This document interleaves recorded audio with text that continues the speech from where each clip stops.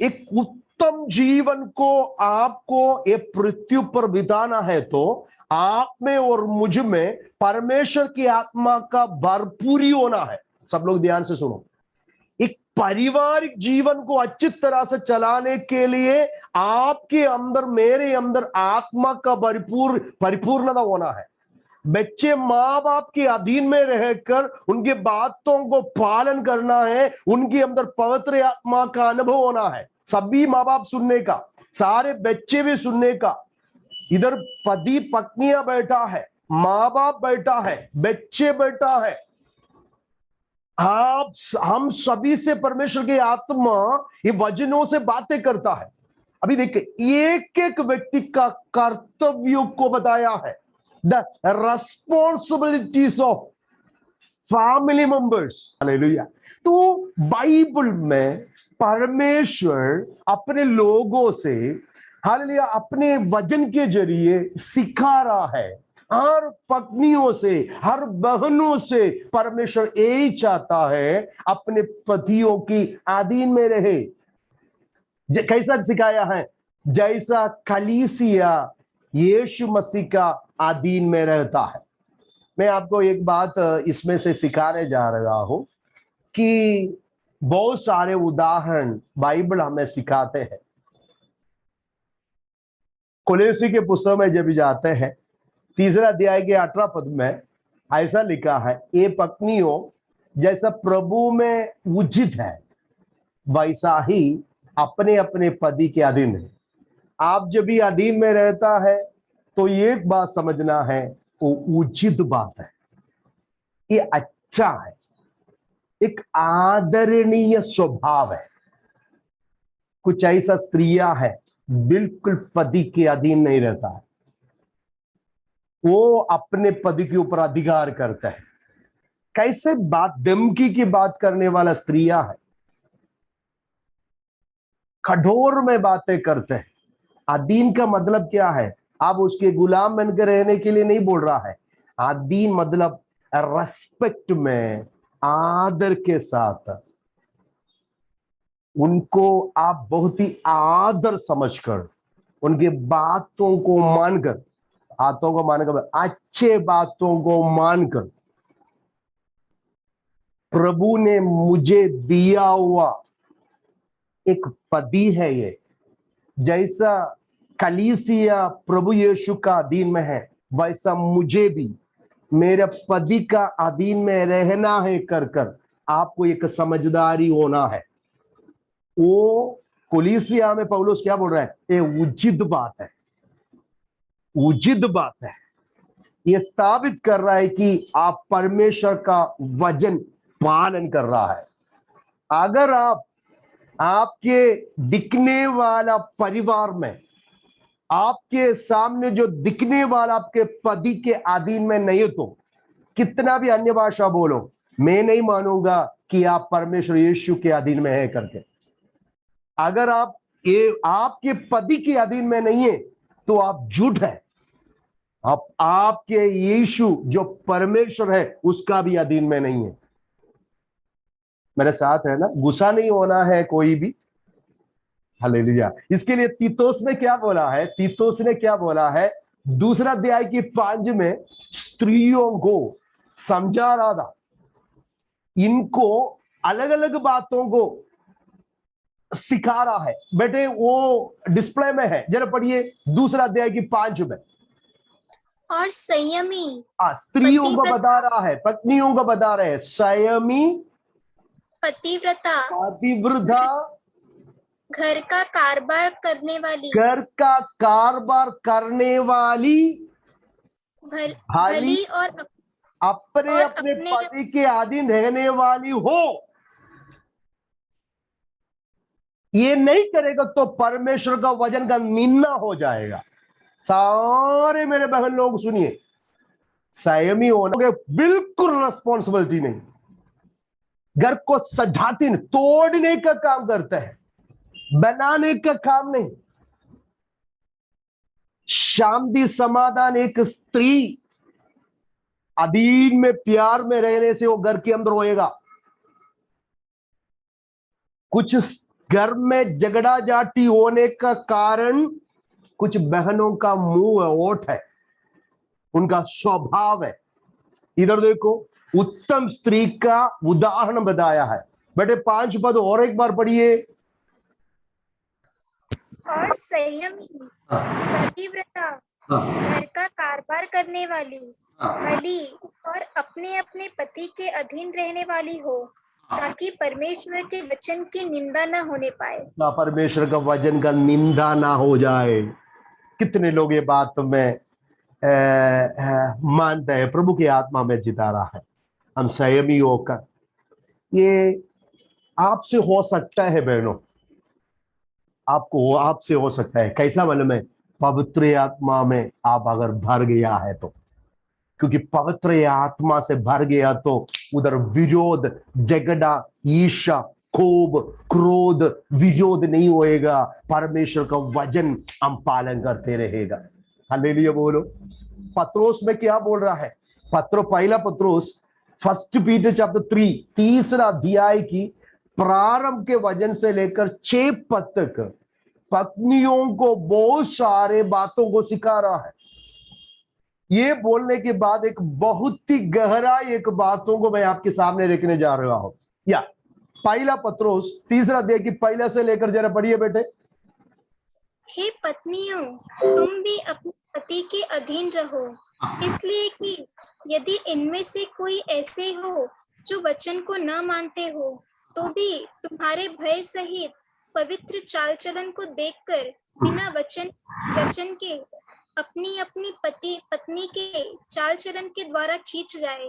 तुम्हारा श्रृंगार दिखावटी ना हो, अर्थात बाल गूंथना और सोने के गहने या भांति भांति के कपड़े पहनना, वरन तुम्हारा छिपा हुआ और गुप्त मनुष्यत्व, नम्रता और मन की दीनता की अविनाशी सजावट से सुसज्जित रहे, क्योंकि परमेश्वर की दृष्टि में इसका मूल्य बड़ा है। पूर्व काल में पवित्र स्त्रियां भी जो परमेश्वर पर आशा रखती थी, अपने आप को इसी रीति से संवारती और अपने अपने पति के अधीन रहती थी, जैसे सारा अब्राहम की आज्ञा में रहती थी, उसे स्वामी कहती थी। इसी प्रकार भी यदि भलाई करो और किसी प्रकार के भय से भयभीत ना हो, तो उसकी बेटियां ठहरोगी। इतने सुंदर रीति में पत्रोस हमें सिखा रहा है पत्नियों को, स्त्रियों को कितना बहुत ही। मैं आपको बोल रहा हूं, आजकल की स्त्रियां श्रृंगार करने में बहुत ही अच्छी है। क्या श्रृंगार करता है? दिखावटी बोलेगा तो बोल मत, लेकिन हृदय के अंदर की छिपा हुआ जो गुप्त मनुष्य कैसा है, अपने पति के साथ के व्यवहार कैसा है, बातचीत कैसा है, बाहर की जो श्रृंगार और दिखावट, उसे तोड़ा एक गुण, ये छिपा हुआ ये गुप्त मनुष्य में, नम्रता में, मन की दीनता के जरिए एक अविनाशी सजावट से सुसज्जित रहते थे। कितने अच्छा था, घर के अंदर झगड़ा ही नहीं था। ऑनलाइन में भी मुझे देखने वाला मेरे सारे बहनों से कहते हैं, एक घर क्या परमेश्वर बाहर के श्रृंगार को नहीं देखते हैं, दिखावटी बातों को नहीं देखता है। बाल सजाना, सोने गहने पहनना, भांति भांति कपड़े पहनना, इसमें ज्यादा मन रखते हैं। आजकल की दुनियादारी की स्त्रियां, संसार की स्त्रियां के बारे में बता रहा है। हमारे श्रृंगार अंदर गुप्त मनुष्य, आत्मिक मनुष्य, भीतरी मनुष्य पवित्र आत्मा के जरिए सुसज्जित होना है, परमेश्वर के दृष्टि में मूल्य होना है। प्रभु जब देखने के समय में हमारे छिपा हुआ एक गुप्त मनुष्य, हालेलुया, कितने सुंदर होना है। संसार के लोगों को देखो, श्रृंगार कर कर दिखावटी करके, किसके लिए मालूम है? बाहर के लोगों को दिखाने के लिए है।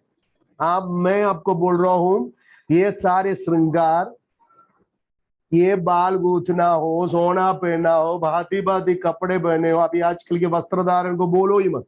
ये किसके लिए? पति को दिखाने के लिए नहीं, बाहर के लोगों को दिखाने के लिए, दूसरे के सामने दिखावटी के लिए ये सब कुछ कर रहा है। परमेश्वर का भय मानने वाला पवित्र स्त्रियां परमेश्वर के वचन के विरुद्ध और परमेश्वर को जो इच्छा नहीं है वो कार्य में बिल्कुल शामिल नहीं होगा, उनके वस्त्र धारण में भी वो नहीं दिखाई देगा।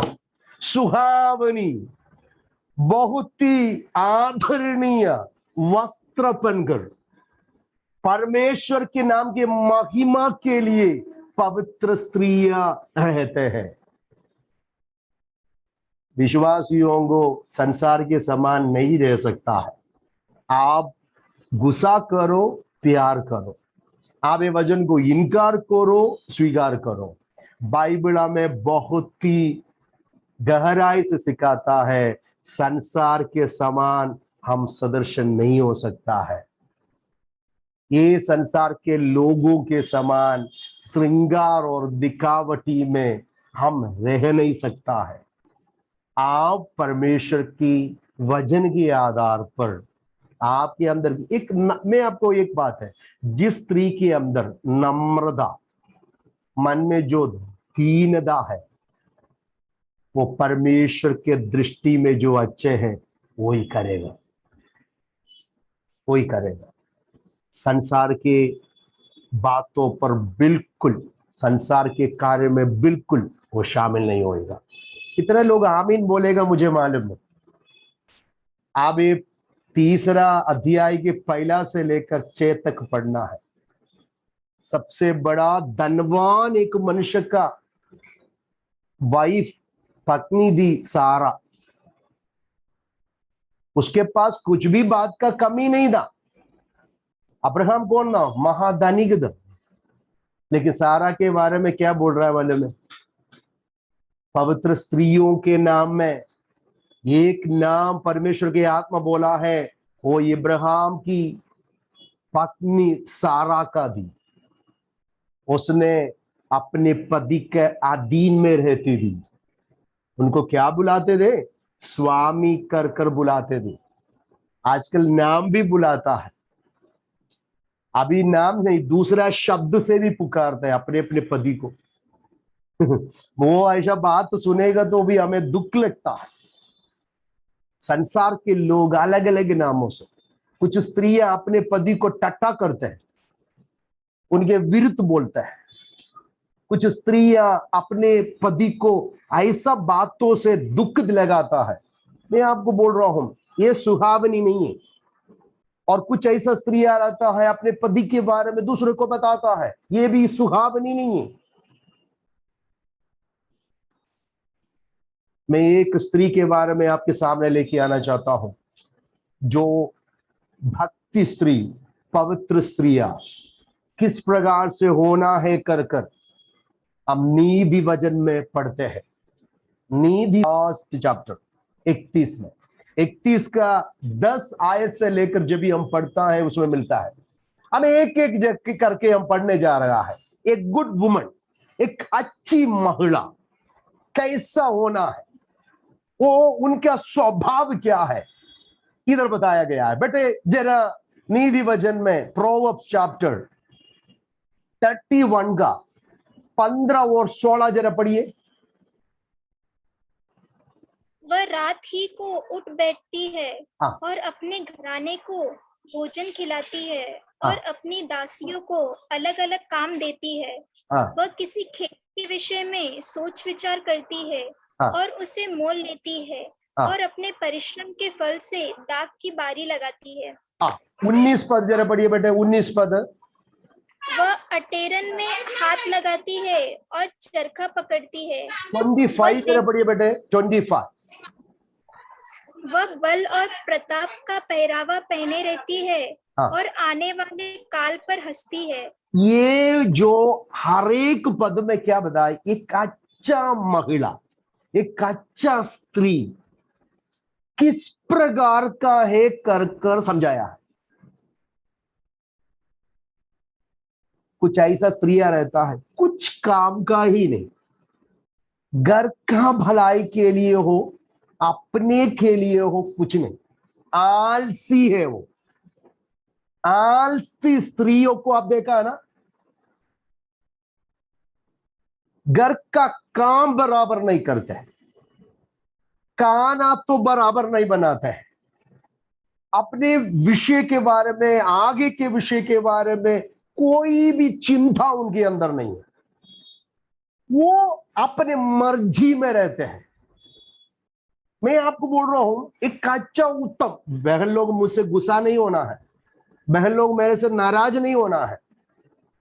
ये जो 31 अध्याय अच्छा स्त्रियों का और अच्छा पत्नी का, अच्छा एक मां का, एक अच्छा पड़ोसी का, अच्छा एक स्त्री पड़ोसी है ना, उनके विषय को समझाया गया है। एक अच्छा स्त्री कैसा है, ये आलसी नहीं है ये स्त्री। देखो ये अपने घर के काम, वो घर को देखभाल करता है, घर की हर बातों को उसके मन में है, अपने घर बनाने के परिश्रम में है, घर को सजाने के परिश्रम में है। 10 रुपया मिलेगा तो 11 रुपये खर्चा करने का काम नहीं करती है। ये अच्छा उत्तम स्त्री है, वो समझदारी है। कुछ ऐसे स्त्रियां हैं उनके वजह से कितना कर्जा में है लोग, डूबरा है, कितने प्रॉब्लम में है। निर्बुद्धि स्त्रियों के वजह से कितनी प्रॉब्लम में लोग फंसा है मालूम है। एक स्त्री उत्तम और अच्छी है, हर कार्य को समझकर हैंडल करती है, तो घर बहुत ही सुंदर रहेगा। ये देखो बच्चे के अभी वो आ रहा है, इसके मतलब ये जो शब्दों से, ये जो वचनों से हमें पवित्र आत्मा क्या समझा रहे मन में, वो समझदारी, बहुत ही उत्साही, किसी को भी दोष न लगाते हुए अपने कार्य में उसके रेस्पॉन्सिबिलिटी को निभाती है। कुछ लोग बोलते हैं मैं वो किया, मैंने वो किया, मैंने वो किया, क्या कंप्लेन करते हैं, मेरे को ही करना, आपको ही करना पड़ता है घर का कार्य। दूसरा बाजू वाली आके आपके कार्य घर का काम नहीं करेगा। आपके घर की हर बातों को समझदारी बनकर करने का काम आपका है, आपको अपने घर को सजाने का काम आपका है, खाना बनाने का काम आपका है। ये नहीं है कि बहन लोग भाई लोग कुछ नहीं करना है, नहीं है। आने वाला जो क्लास में पतियों का भी बताने जा रहा हूं। इधर देखिए एक अच्छा स्त्री और महिला किस प्रकार से होना है कर 15, 16, 19, 25 पद में बताया। अभी दूसरा क्या है, एक अच्छी पत्नी कैसा होना है, एक गुड वाइफ। बेटे जरा पढ़िए 10 से लेकर 12 पद, जरा पढ़िए 10 से लेकर 12 तक। भली पत्नी कौन पा सकता है, हाँ क्योंकि उसका मूल्य मूंगों से भी बहुत अधिक है। हाँ उसके पति के मन में उसके प्रति विश्वास है, हाँ और उसे लाभ की घटी नहीं होती। हाँ वह अपने जीवन के सारे दिनों में हाँ। उससे बुरा नहीं वरन भला ही व्यवहार करती है। वाह कितने सुंदर वचन। भली पत्नी को कौन पा सकता है, ए नोबल कैरेक्टर वुमन। एक उत्तम पत्नी को कौन पा सकता है। एक क्वेश्चन बोल रहा है उधर, एक क्वेश्चन देखा, एक उत्तम, अच्छे, भली एक पत्नी को एक व्यक्ति को मिल गया तो बहुत अच्छा है, सोने से चांदी से भी मूल्य है। करोड़ों रुपये से ना लेके आकर पत्नी खराब है, जगडालू है, तो फिर क्या फायदा हो गया। अच्छे मिलना है स्वभाव में, जीवन में, देखो उसका मूल्य मोती से भी अधिक है। वो अपने पति का लाभ की बातों को सोचती है, कभी घटी नहीं होने देगा वो। वो समझदारी है। 10 रुपया हो गए तो उसमें जीने के लिए वो चाहती है, पति के ऊपर ज्यादा बोझ नहीं देती है।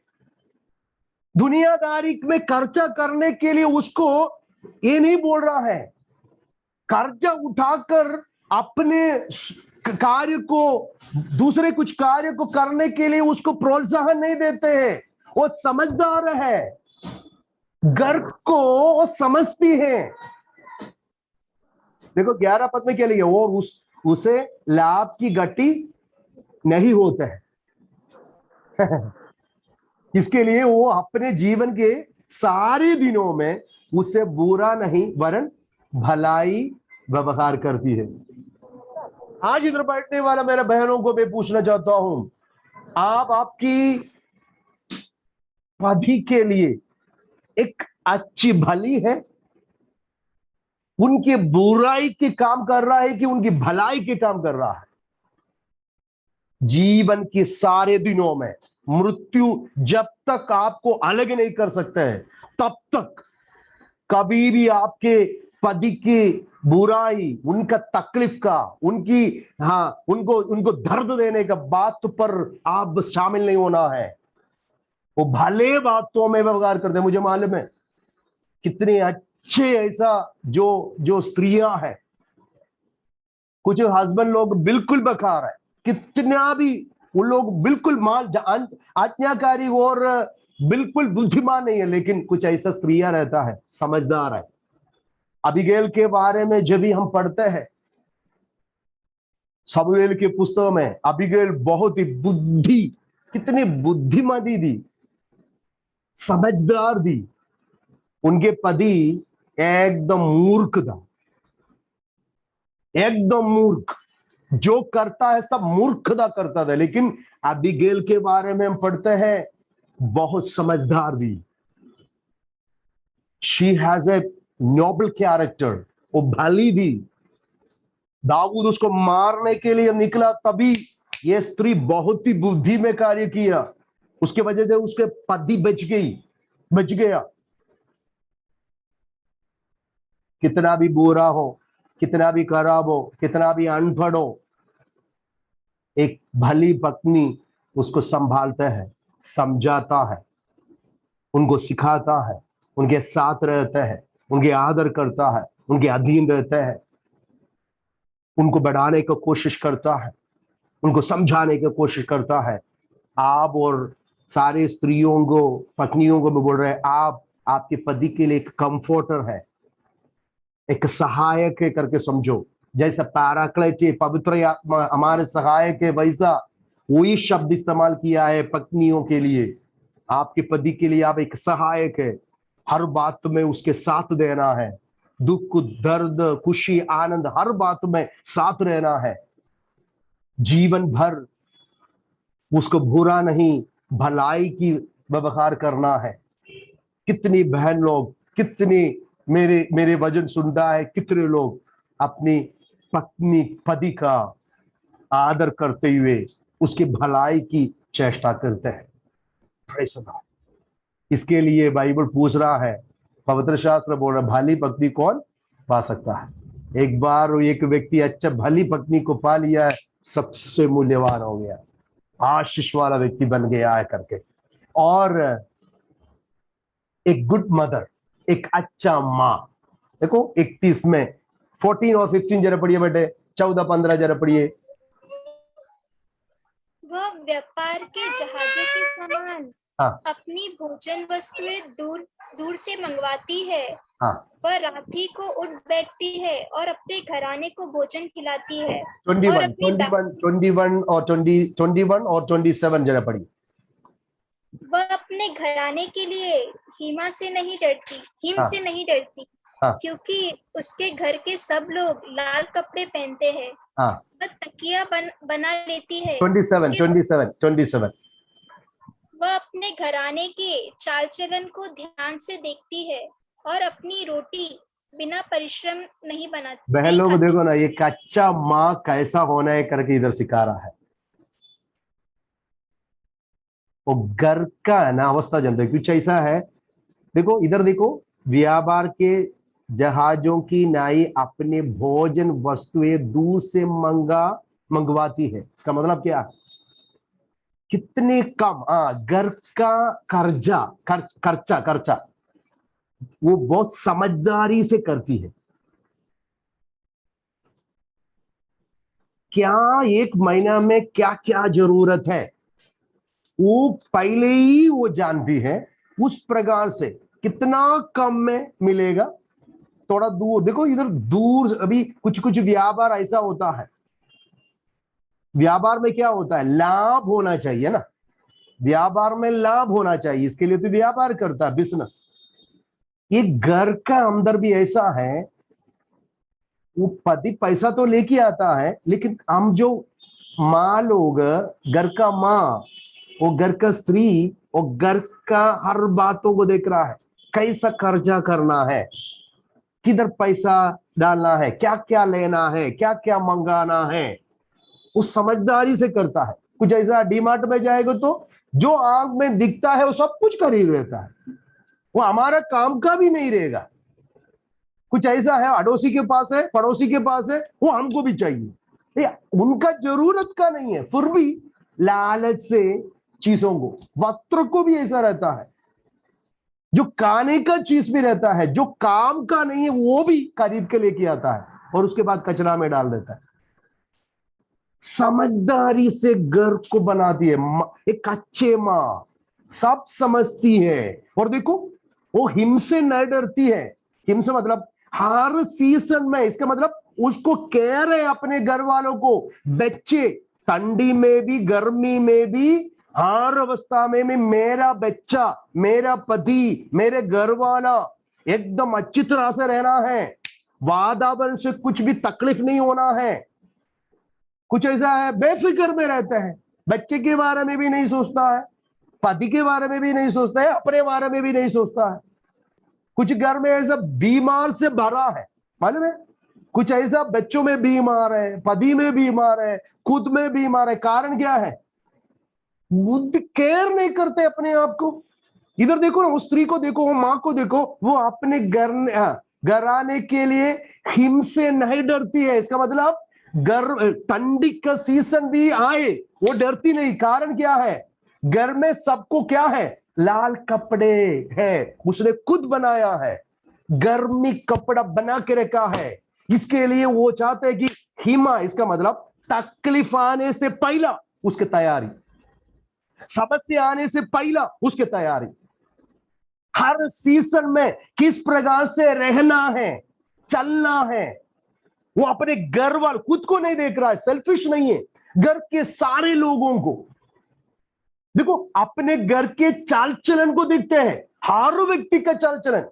मेरा छोटा बेटा कैसा है, बड़ा बेटा कैसा है, मेरे बेटी कैसी है, मेरे पति कैसा है, देखो मेरे माँ कैसा है, मेरे सासू माँ कैसी है। घर की हर व्यक्ति का चाल चलन को ध्यान से देखती है, उस प्रकार से वो व्यवहार करती है। मेरे साथ है ना, मेरे माँ लोग सुनो, आपको बच्चे हैं, आप लोग सुनो, आपको परिवार है, अब सुनो। ये नीति वचन की 31 अध्याय बहुत ही गहराई है। हालेलुया। घर के इस प्रकार से चलाना आप सीखो, पैसा किस प्रकार से खर्चा करना आप सीखो, घर के लोगों का केयर, प्यार, आपके बच्चे हो, पति हो, सबका तकलीफ समस्या आने से पहले उसकी तैयारी में रहना है।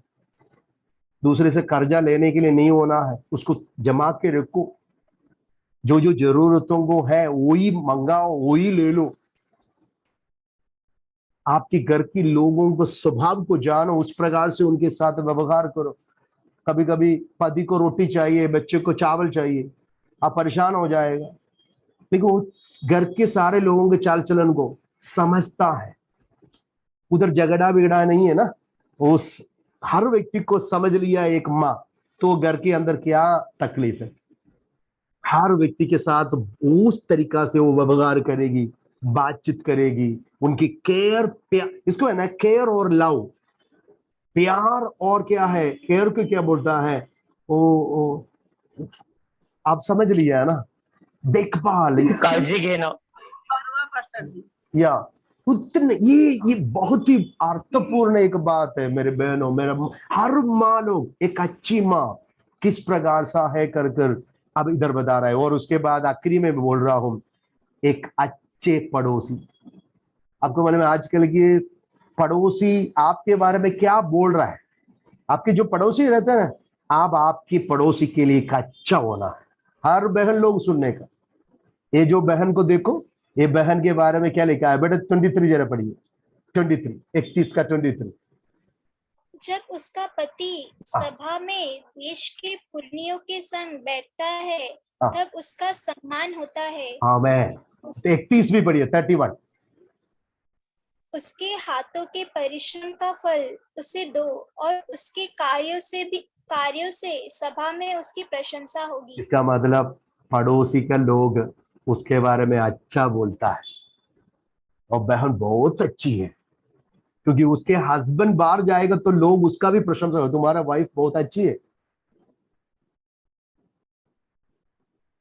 मेरे साथ है कि नहीं? पड़ोसी लोग आपके बारे में अच्छा बोलना है, कलीसिया के लोग आपके बारे में अच्छा बोलना है, आपका प्रशंसा करना है। कितने बहन लोग ये बात के लिए तैयार है? आपके वो स्त्री के बारे में बोलो मत, इतना खराब स्त्री, दूसरे के बारे में गलत बोलता, वो घर को बिल्कुल संभालती नहीं, दुनिया भर के काम में वो बिजी है। घर को, आप अपने परिवार को, अपने जीवन को देखो।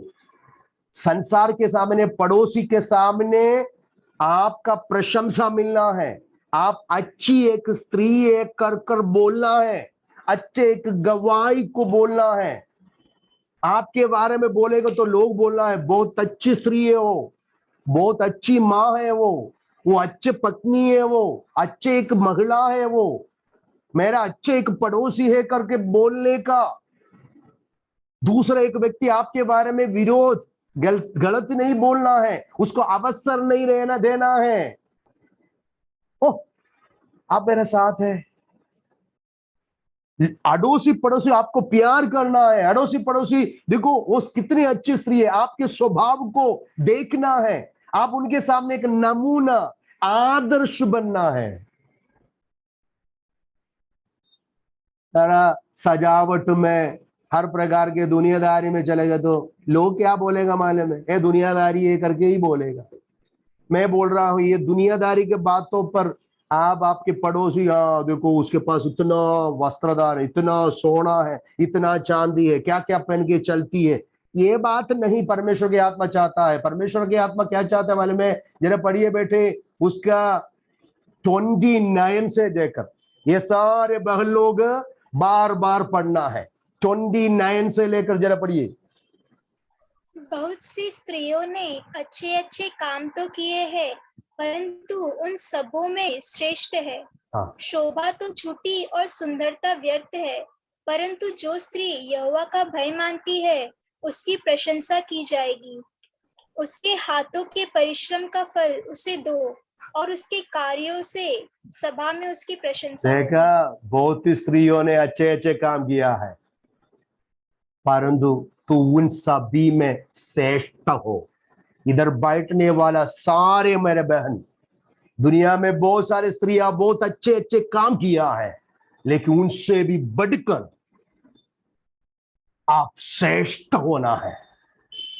ये दुनियादारी का शोभा झूठी है, सुंदरता व्यर्थ है, उसके लिए खर्चा पैसा व्यर्थ मत करो। परंतु जो स्त्री यहोवा का भय मानती है उसकी प्रशंसा की जाएगा। खुदा आपको अंगीकार करना है, परमेश्वर आपको अंगीकार करना है, आपको प्रशंसा प्रभु से मिलना है। शोभ क्या बोल रहा है? शोभा झूठ है, सुंदरता व्यर्थ है।